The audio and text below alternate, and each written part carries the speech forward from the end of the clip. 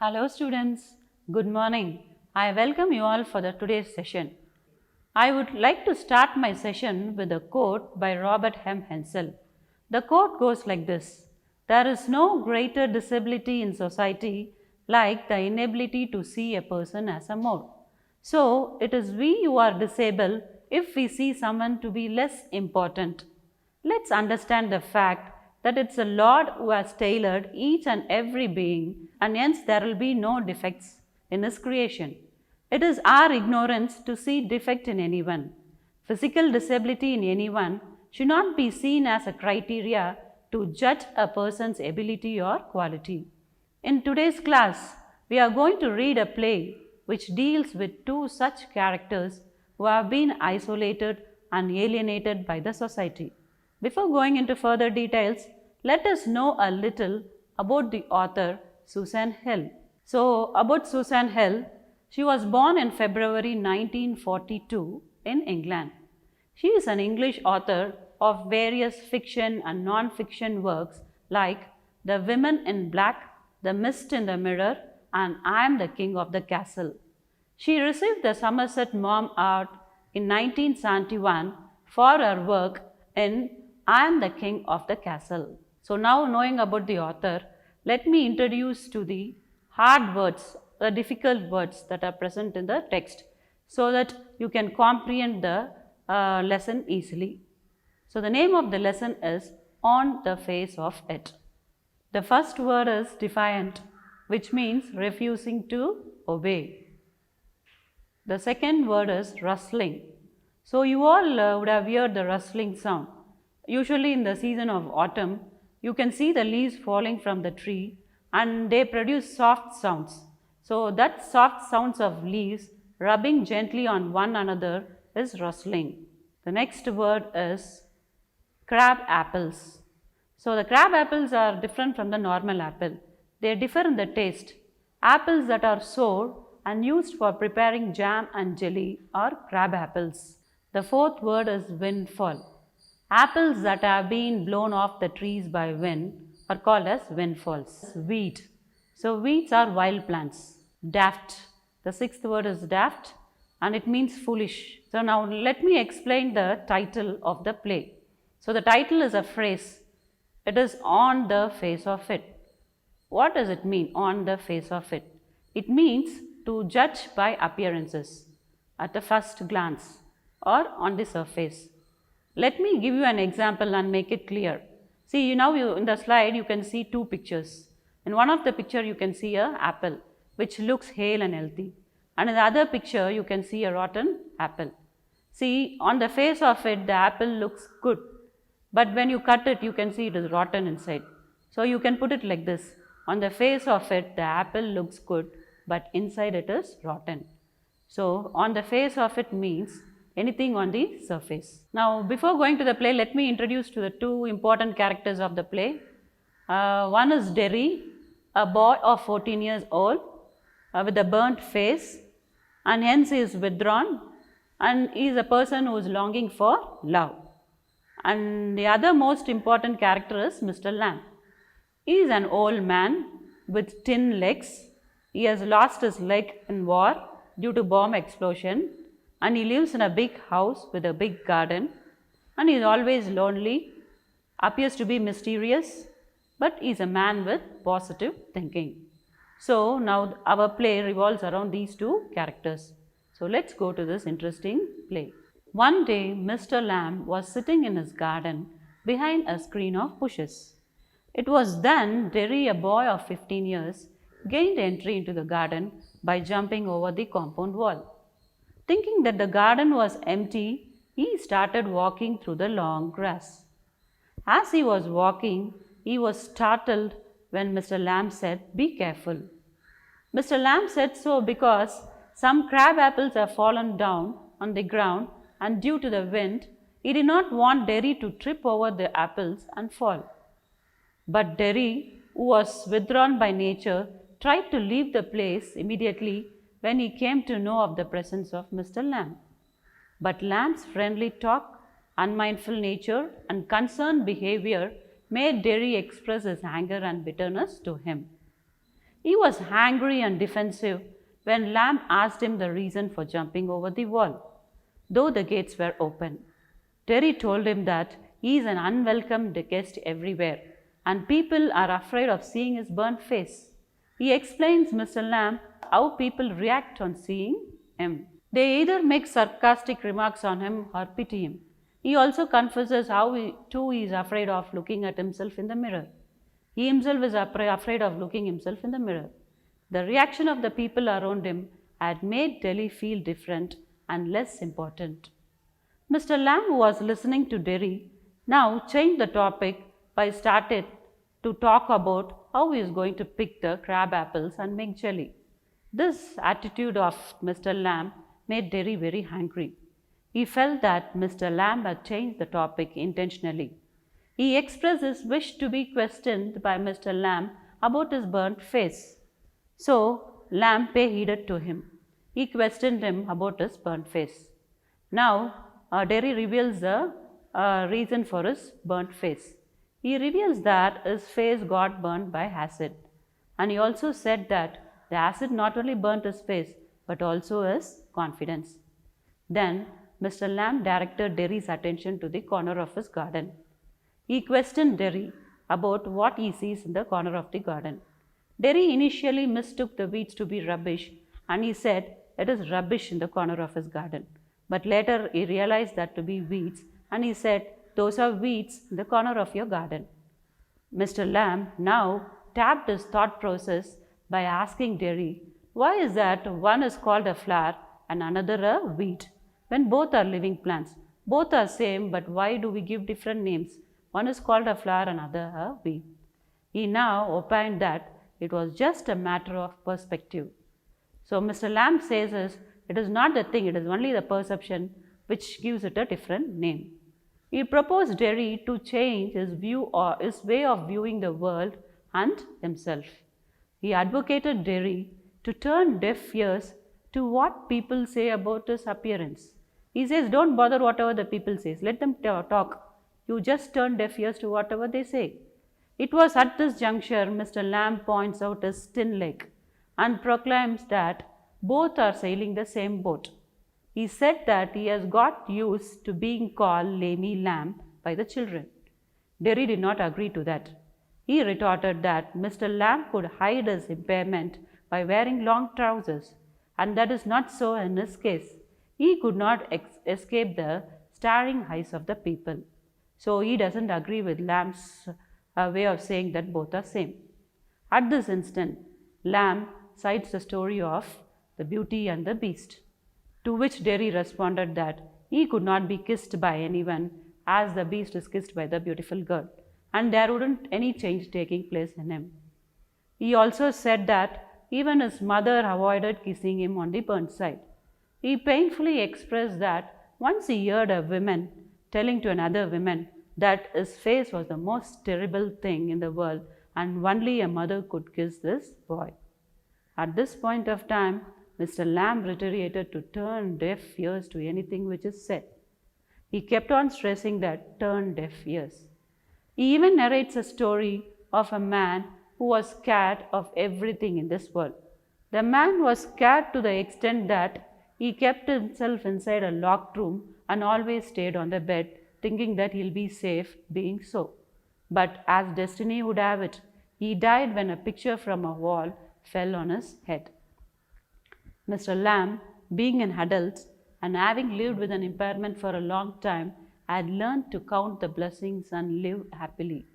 On the contrary, Derry feels low and had shunned himself from the outside world. These both are contrasting characters. But Mr. Lamb is not the person who gives up. He wants to change this fellow's attitude towards life. He keeps giving him positive things. Mr. Lamb's positive talk and way of viewing things had slowly changed the attitude of Derry. Mr. Lamb told him that hatred towards others is worse than the acid that has burnt his face.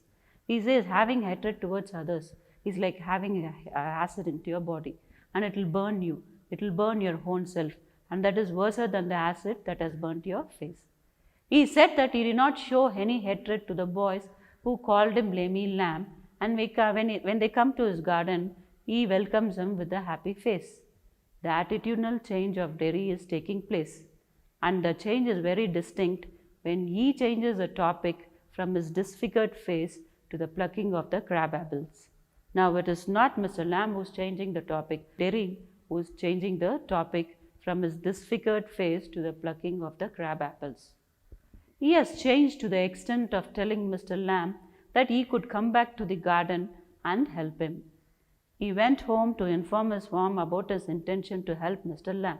Though his mother was reluctant to send him, as she was under the assumption that Mr. Lamb is a mysterious person, Derry ascertained that he would go to the garden to help Mr. Lamb.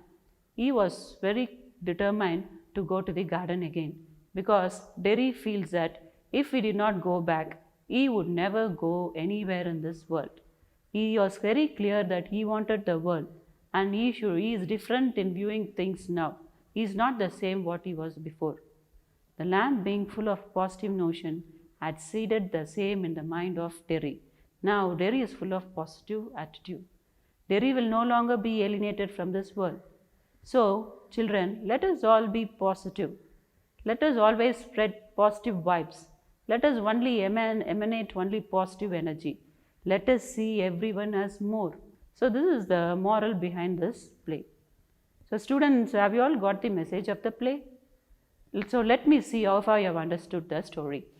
Shall we go for the question session? Okay, the first question. What is the attitude of Mr. Lamb to the small boy who comes to his garden? And the second one. Why, according to Derry, has the old man changed the subject? And the third one, in what ways does Mr. Lamb inspire Derry to overcome his physical disability? So children, please try answering these questions. So have you understood the story? It will be easy for you to answer the questions. So now I think you have got the message of this play. Now let us go to the poem, which is also as interesting as this prose piece, and at the same time regarding the theme, it is also in parallel to this play. Shall we see what the poem is? The name of the poem is The Fog by W.H. Davies. So before we go to the poem, let's have a glimpse about the poet W.H. Davies. William Henry Davies was born on 3rd July 1871. He was a Welsh poet and a writer. He was one of the most popular poets of his time. The principal themes in his work are observation about life's hardships, the ways in which the human condition is reflected in nature, his own tramping adventures, and the various characters he met. So now, before we go to the poem, let me make clear the title of the poem. The title of the poem is Fog, and you all should know the meaning of the word fog, but let me brush your meaning about the word fog.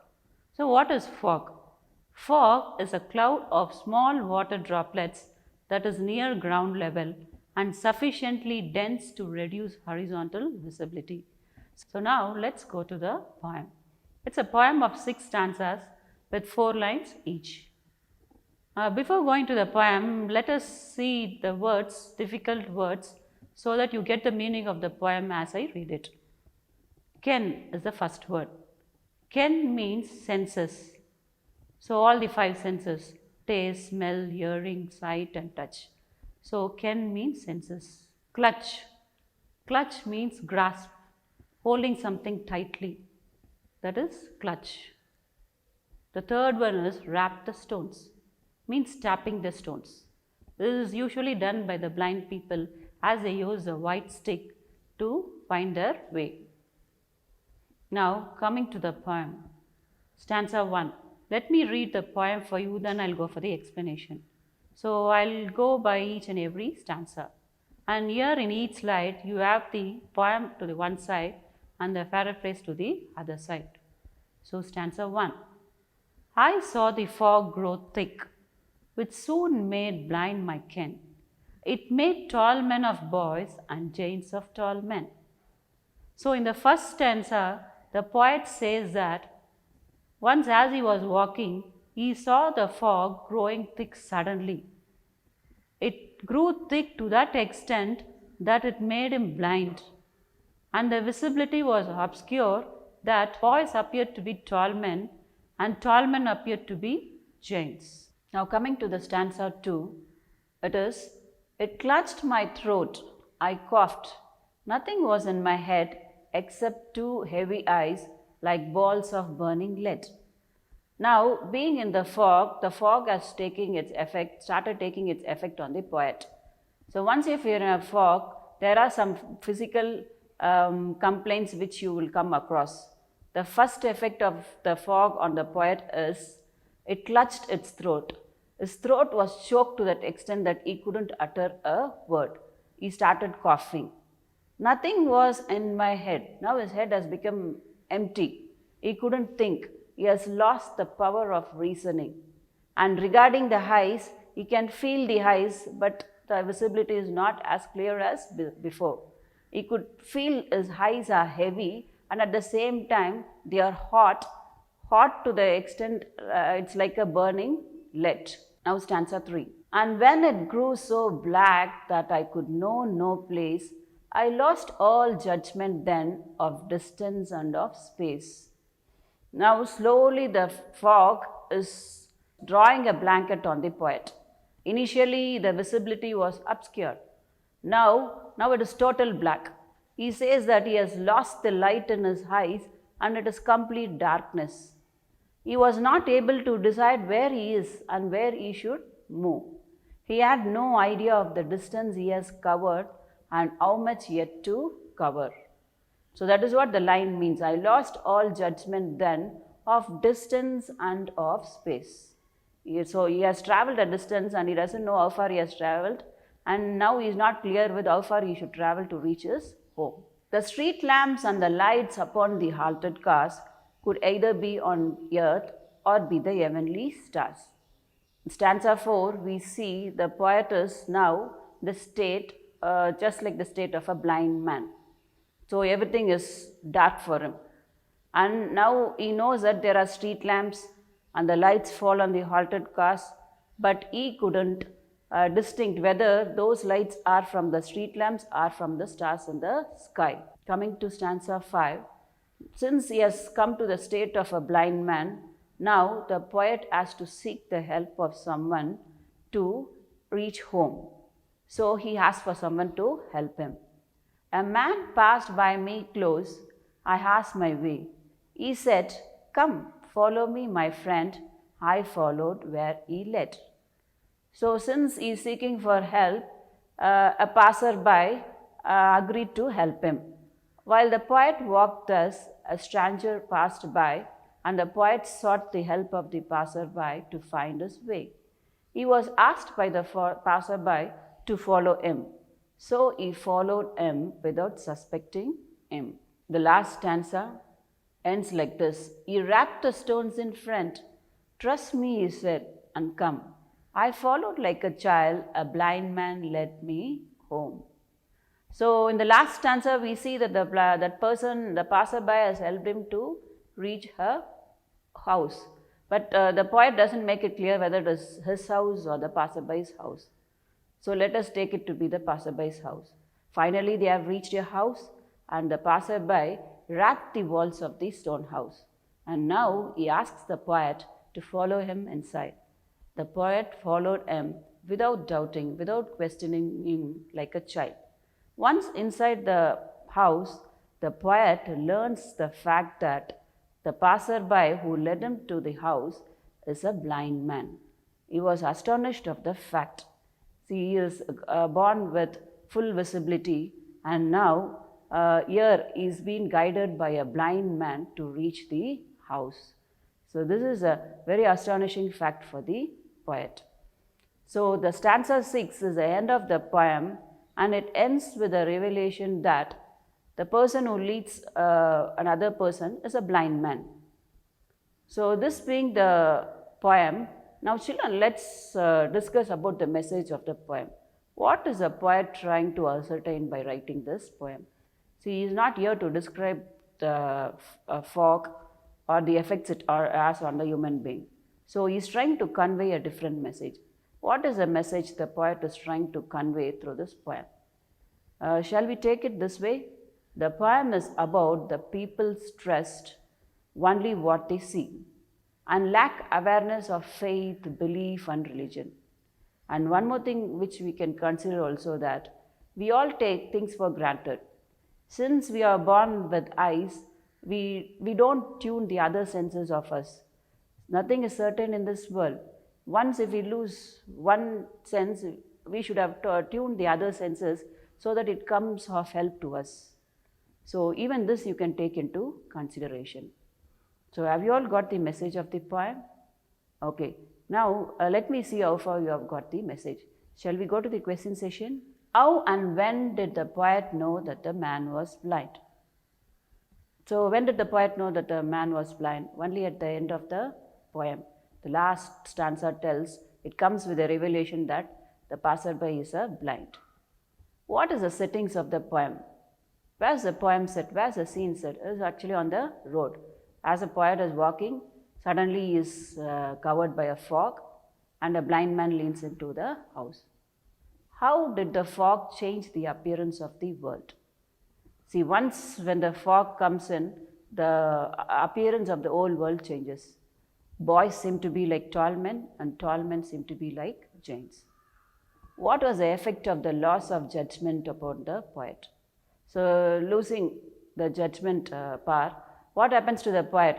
He says that he couldn't guess how far he has traveled and he couldn't guess how much more he has to travel to reach his place. What clutched the poet's throat and how?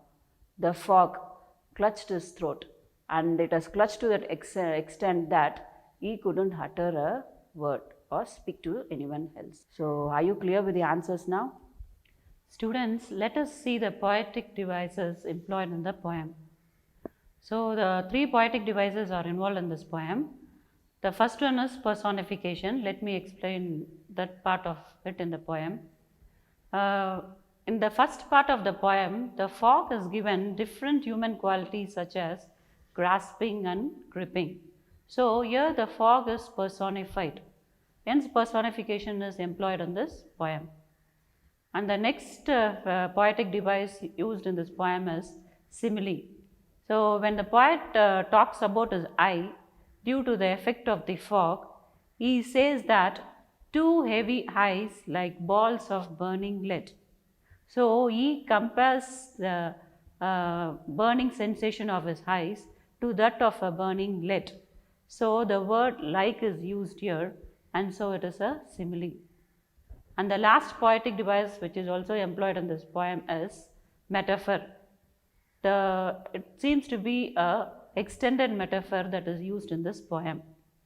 Metaphorically looking at the poem, the fog represents doubt and confusion that can surround a man, making his thinking numb.